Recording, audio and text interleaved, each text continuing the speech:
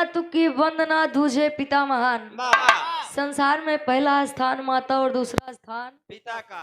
माई के वंदना हो गया। तो अपने बाबू वाली कही बाबू वाली हो जाए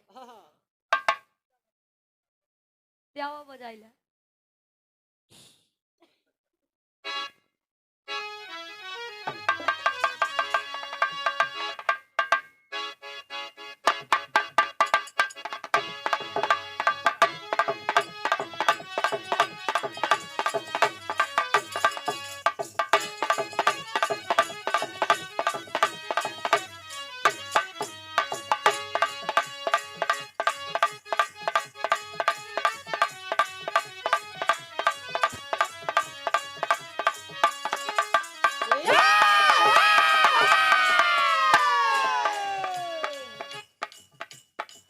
देवों के देव महादेव जी तीनों लोग के स्वामी माई सती जी के साथ है विवाह जब हो गया।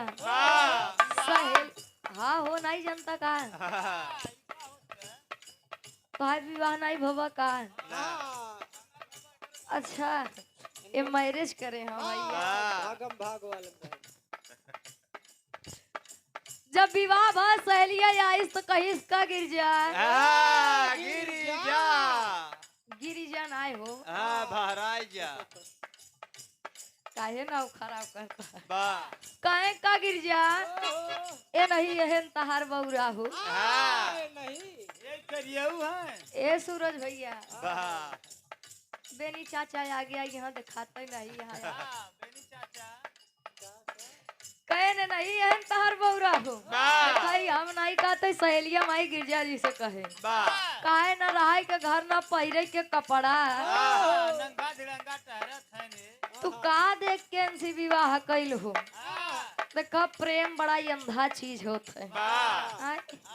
लव इज ब्लाइंड प्यार अंधा होता है जब हो ही जात है सुझात नहीं वाह भाई यही लव में सब हो जात बा। सहेलिया कहे का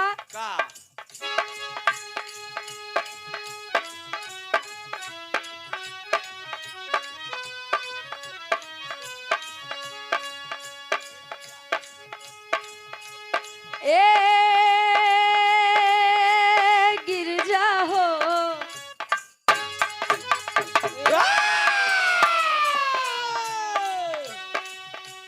हे रानी हो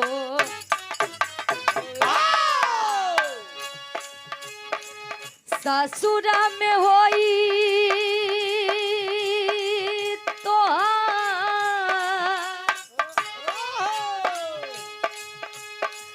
ससुरा में होई तोहर बहुते नुगति मती के दिहला समार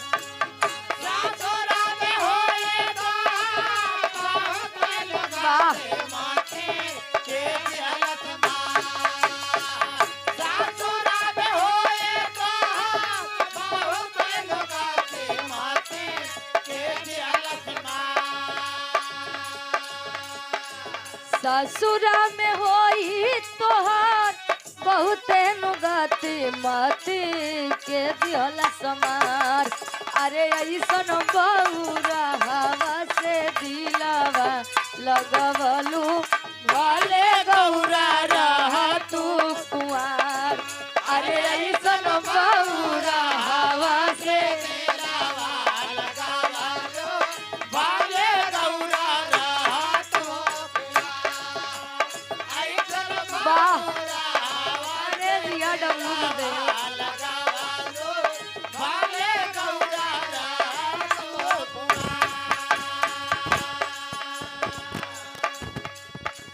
देखा अगर प्रेम विवाह कैले तो लड़की हो चाहे लड़का हो ओकरे अंदर कितनो खूबी रहा है लेकिन घरे वाले का ओकरे अंदर कमी दिखाए का नीरज भाई है न। लेकिन अगर वह घरे वाले के मर्जी करा तब काहे बेटवा जवन रहन तवन मिल गया तोहरे कर्म किस्मत में वही रहा भाई सहेलिया ताना मारे का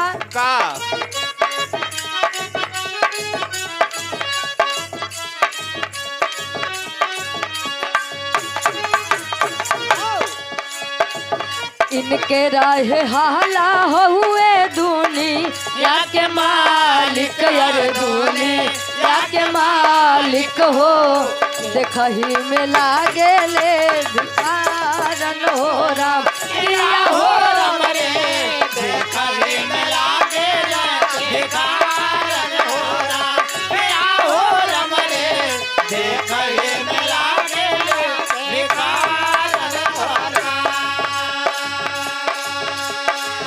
पहिने मृग छाला गला सपा वाक्य माला यार सपा वाक्य माला हो जटवा में गंगा जी के धारन हो राम पिया हो राम रे जटवा में गंगा जी के धारन हो राम पिया हो राम रे जटवा में गंगा जी के धारन हो राम।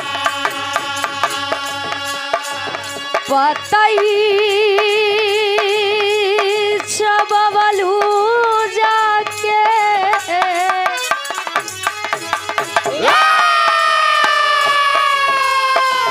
पतई छबलू जाके बनवा में दिहलू बचपनवा गुजार पतई छबलू जाके